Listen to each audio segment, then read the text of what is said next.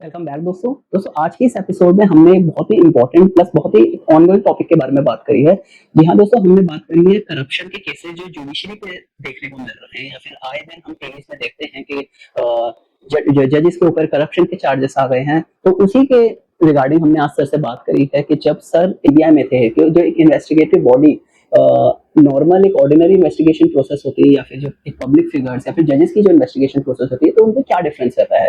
And sir ने बताया कि जिस तरह का एक विश्वास आज भी सोसाइटी का कोर्ट्स के प्रति है, जजेस के प्रति है, तो वो कहीं ना कहीं एक उसमें शेकनेस आ रही है या फिर वो कहीं ना कहीं डगमगा रहा है, हम कह सकते हैं। तो बहुत सी बातें हैं इसमें जानने को। आई होप आप सबको ये केस बहुत पसंद आएगा। तो लेट्स गेट स्टार्टेड।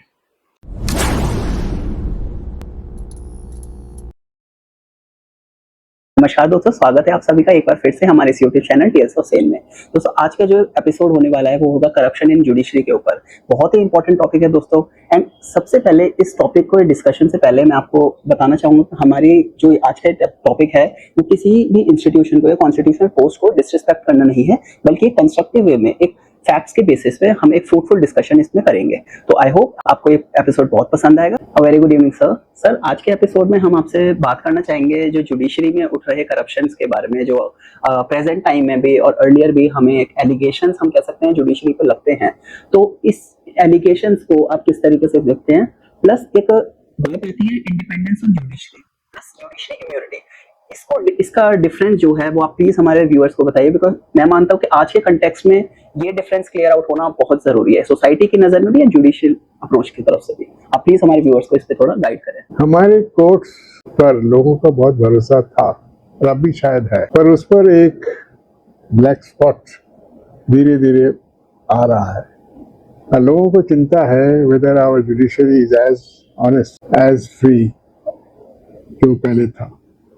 मुझे याद है जब मैं जॉइंट डायरेक्टर सीबीआई था 92 में, तब मुझे मुलाकात हुई थी लॉ मिनिस्टर भरद्वाज साहब से। उस जमाने में सुप्रीम कोर्ट में 17 जज हुआ करते थे, आज तो 34 हैं, शायद 38 होने वाले हैं। तो भरद्वाज साहब ने मुझे कहा, तो मुझे मानते भी थे, उन्होंने, मैं मुलाकात तो पहली दफे थी, पर जब मैं मिला उनसे उन्होंने मुझे कहा, सेन साहब हम आपको जानते हैं, आप नंबर 1 जॉइंट डायरेक्टर सीबीआई के और मैं लॉ मिनिस्टर हूँ। मैं वादे से दावे के साथ कह सकता हूँ कि हमारे जो 17 जज हैं, 17 जज में 16 को मैं शायद कभी पॉलिटिकल मैटर में अप्रोच कर लूँ। एक जज है जिसको मैं किसी मैटर में भी अप्रोच नहीं कर सकता, और हमको पता था वो जज था जस्टिस तुलजापुर का, महाराष्ट्र के, पर पॉलिटिकल मैटर में ही अप्रोच कर सकते थे। 16 के 16 जज बियॉन्ड अप्रोच, वो 92 की बात कर रहा हूँ उनके। पर मुझे तो पता था जुडिशरी में करप्शन आ रहा, और मुझे सबसे पहला धक्का लगा जब मेरा एक केस जिसमें इंडिया के स्टार बैडमिंटन प्लेयर का मर्डर हुआ, और जो आरोपी थे मेरे नजर में सबसे सीरियस आरोपी जिन्होंने इसको प्लान किया था, वो बरी हो गए। मैं कुछ नहीं कर पाया। और आप सोचिए, जब मैं एलजी का एडवाइजर था 2007 से पूरा 13 के बीच में, तब मुझे उस कहानी का पूरी स्टोरी मुझे बताया गया। किसने बताया?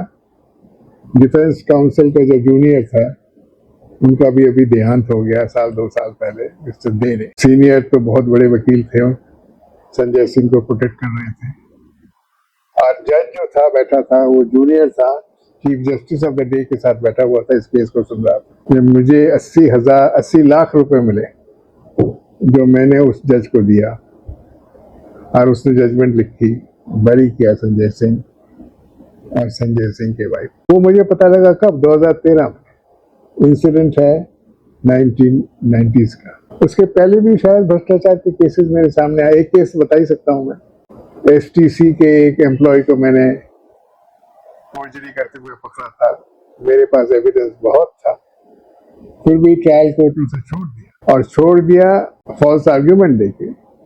वो ट्रायल कोर्ट का जज भ्रष्ट था, पर उसको करेक्ट किया हाई कोर्ट ने।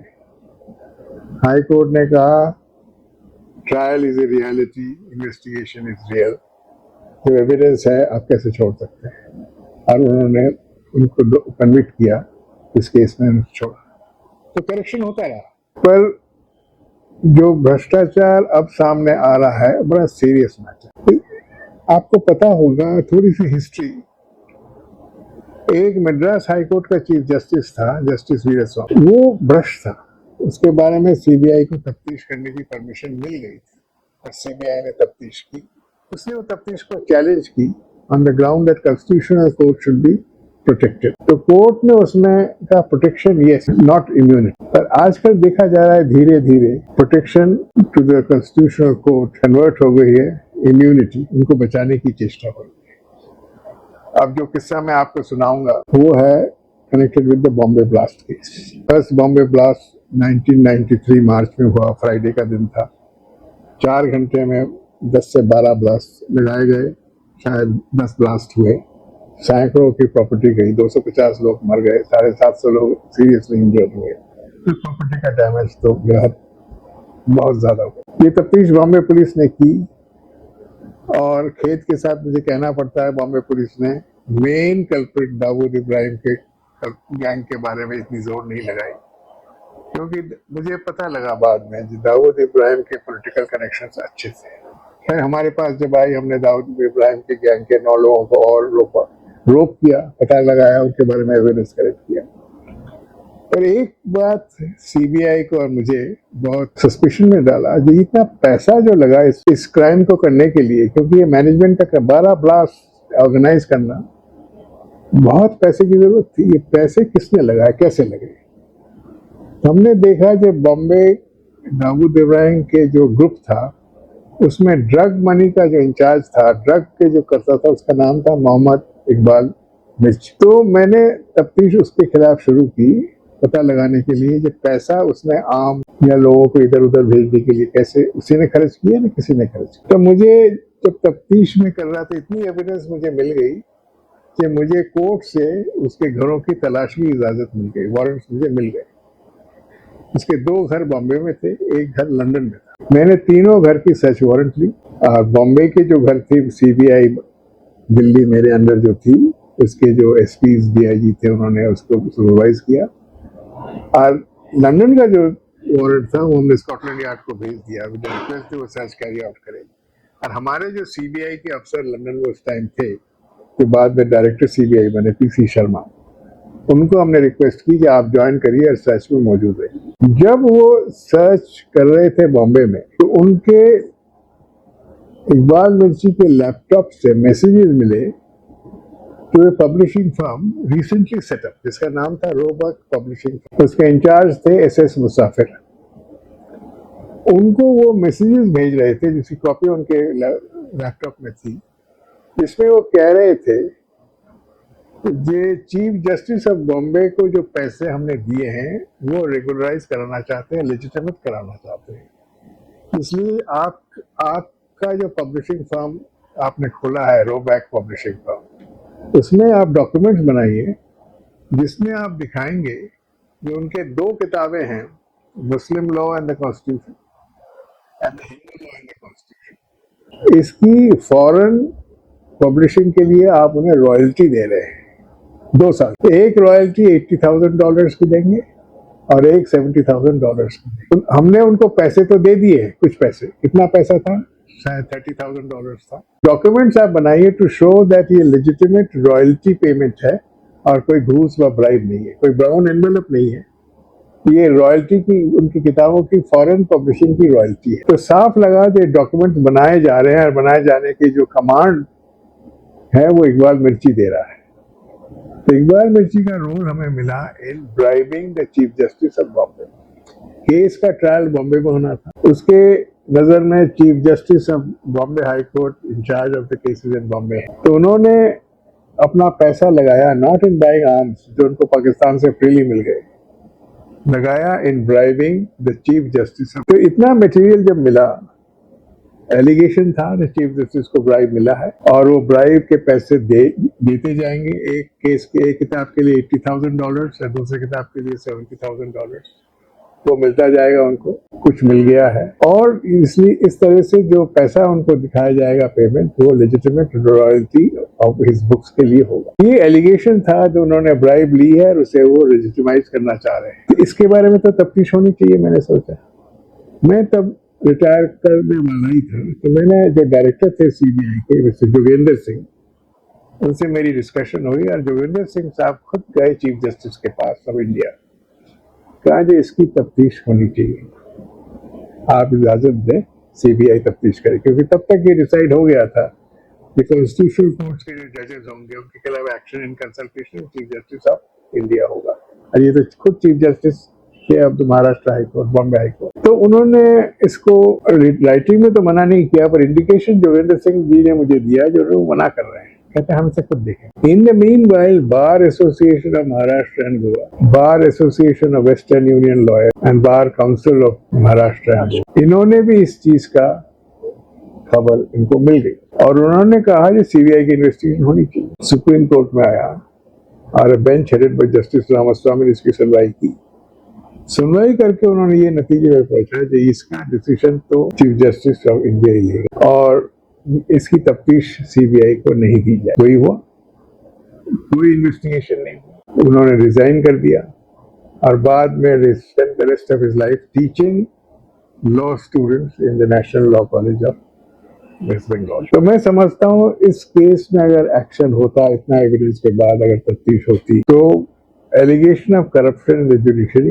तो आज का जो किस्सा है, जो एलिगेशंस बनाए क्या है, allegations against top functionaries of supreme court, top जजेस ऑफ द सुप्रीम कोर्ट आ रहे हैं, ये हमारे लिए अच्छा नहीं है। इतने ऑनेस्ट जजेस वहां पर हैं जिन्होंने लाखों की करोड़ों की प्रैक्टिस छोड़ के जजेस बने हैं, उनको अगर पैसे की चिंता थी तो जजेस क्यों बने? तो जो ऑनेस्ट जज जो अब भी हैं, मैं समझता 80% जजेस तो ऑनेस्ट होंगे और ज्यादा ही होंगे, तो उनका कोई बात नहीं करता। आज कितने सीरियस एलिगेशंस एक मिस्टर जैन ने दिए हैं, वेरी सीरियस एलिगेशंस, कौन उसको देखेगा?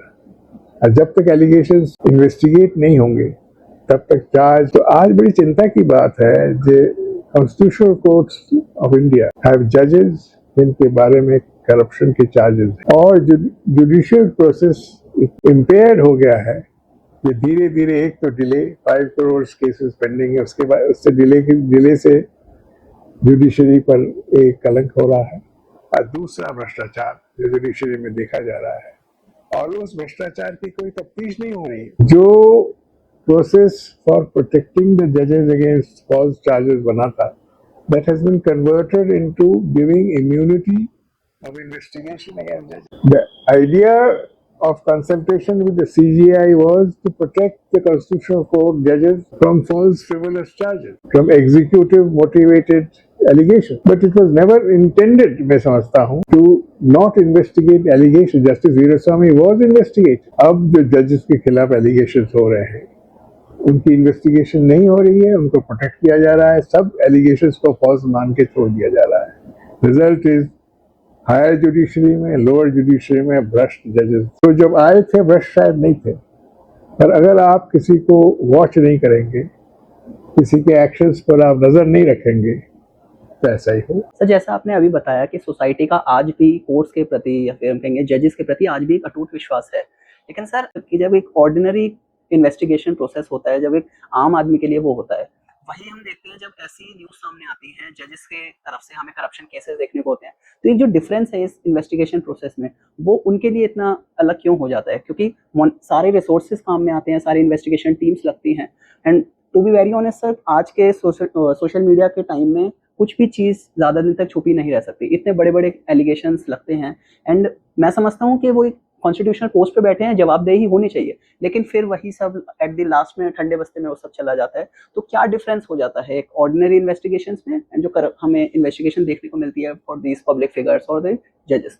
तो आप प्लीज हमें थोड़ा बताइए। Criminal investigation weather for a जज अगेंस्ट अ जज और an ordinary criminal has to be the same, उसमें कोई फर्क नहीं होना। Crime must be investigated by जो क्राइम इन्वेस्टिगेट करते हैं। अब जो चीफ जस्टिस डिसीजन हुआ है after the Veer Ramaswamy judgement that constitutional courts के जजेस के खिलाफ तफ्तीश होगी in consultation with the chief justice of India, वो ठीक है, but it cannot be a source of protection or it cannot give them immunity. Allegation must be investigated और यही फाइंडिंग होनी चाहिए जजेस के खिलाफ। अब इन्वेस्टिगेशन के लिए कौन करेगा, कौन रैंक करेगा, ये डिसीजन हम चीफ जस्टिस को दे सकते हैं, पर इन्वेस्टिगेशन होगी नहीं और जुडिशियल प्रोसेस ही डिसाइड करी क्या एक्शन लेना है, ये मेरे विचार में गलत है, होना नहीं चाहिए। Law has to be the same for everybody. Law अलग नहीं हो सकता है for higher place person and law अलग। ये हो रहा है हमारे देश में, not only for the judiciary but also for bureaucrat. मेरे सामने कई किस्से हैं जहाँ पर higher bureaucrats have escaped investigation, escaped prosecution just because they have been secretaries to government. जैसे यूरिया क्राइम का केस है, इसमें 133 करोड़ का पेमेंट हो गया और जिन्होंने ये डिसीजन लिया एक दूसरा चैनलाइजिंग कंपनी बनेगी और उनके थ्रू हम इंपोर्ट करेंगे यूरिया और उससे उन्होंने पैसे मारे, उनके खिलाफ तो तफ्तीश हुई नहीं। तो मैं समझता हूँ ये जो दो तरह के लोग हो गए हैं इंडिया में, एक हायर जुडिशरी कॉन्स्टिट्यूशनल कोर्ट्स के, एक हायर ब्यूरोक्रेसी, और इनके खिलाफ तफ्तीश नहीं हो रही है, ये टाइम आ गया बंद करें, नहीं तो रेवोल्यूशन हो जाए। लोग इसको ज्यादा देर मानेंगे नहीं। भ्रष्ट आदमी भ्रष्ट ही है। पहले ऐसा नहीं होता था। इंडिपेंडेंट इंडिया, जब इंडिया इंडिपेंडेंट हुई और जवाहरलाल नेहरू प्राइम मिनिस्टर बने, तब मुझे पता है केडी मालविया जैसे सीनियर मिनिस्टर जो देश को ओएनजीसी दिया, जिन्होंने ऑयल खोजने में देश का कितना बड़ा कंट्रीब्यूशन इनका है, उन्होंने 10,000 रुपए लिए थे उस टाइम सिराजुद्दीन से। वो जब सामने आया तो उनको रिजाइन करना पड़ा। प्रकाश प्रताप सिंह चारों जो पंजाब के चीफ मिनिस्टर थे, उनके लड़कों की वजह से उनको नौकरी से हाथ धोना पड़ा। भ्रष्ट ऑफिसर्स और भ्रष्ट मिनिस्टर्स के खिलाफ एक्शन तुरंत लिया जाता था। अब धीरे धीरे ये एक सेपरेट टायर बन गया है जहाँ senior bureaucrats and senior constitutional court के जजेस are above investigation. Just because they have reached that position, they take advantage of it. Higher you are, the more you should be watched. The cleaner you should be. जैसे हमारे पहले के prime minister, chief minister होते थे, they were clean. एक एक को लीजिए, इंडिपेंडेंस के बाद एक एक का नाम लीजिए। बंगाल में BC रॉय, मद्रास में Kamaraj. Sir, before wrapping this today's episode, my last question would be कि इस पूरे सिनेरियो को देखते हुए जो हम प्रेजेंट टाइम में देख रहे हैं, जुडिशरी पे जिस पे हम सभी लोगों का इतना विश्वास है, क्या रिफॉर्म की ज़रूरत है जो इस चीज़ से हम कोप अप कर जाएं, इस पूरे करप्शन के एक वेब नेट से हम बाहर निकल पाए, एंड जुडिशरी को किस पे काम करने की ज़रूरत है? आप प्लीज़ हमारे व्यूअर्स को थोड़ा इस चीज़ पे गाइड करें। जिसकी जब सिलेक्शन होती है प्राइमरी क्वालिटी जो देखनी है ऑनेस्टी की, नॉलेज ऑफ लॉ वो एक्वायर कर सकता है, जजमेंट वो दे से बना सकता है, हेल्प ले सकता है, पर अगर वो ऑनेस्ट नहीं है तो कुछ काम का नहीं है। हमारे यहाँ जस्टिस वर्मा जैसे जजेस चाहिए, जस्टिस धिंगड़ा जैसे जजेस चाहिए, जिसकी इंटीग्रिटी उनकी सबसे बड़ी क्वालिटी थी। जो डिसऑनेस्ट आदमी है, जिसके बारे में कोई भी एलिगेशन हो, कोई टेंट हो, उसको कभी जज नहीं बनना है, उसको कभी टॉप ब्यूरोक्रेट नहीं। पर ये कैसे होगा जब हमारे पॉलिटिशियंस खुद डिसऑनेस्ट है? मुश्किल का मामला है। Honesty is a rare quality nowadays. I may say that we need honest people, but लोग तो उन्हीं को अपॉइंट करेंगे जो उनका काम का है, ऐसे ही चलेगा। Thank you so much sir, आज के एपिसोड के लिए, इतना इंपॉर्टेंट टॉपिक डिस्कस करने के लिए। हमारे व्यूअर्स के भी काफ़ी इससे रिलेटेड कमेंट्स आ रहे थे, जो प्रेजेंट सिनेरियो चल रहा है, करप्शन इन जुडिशरी के केसेस सामने आ रहे हैं, आपने उस चीज़ पे अपने व्यूज़ रखे, so thank you so much for that. My pleasure.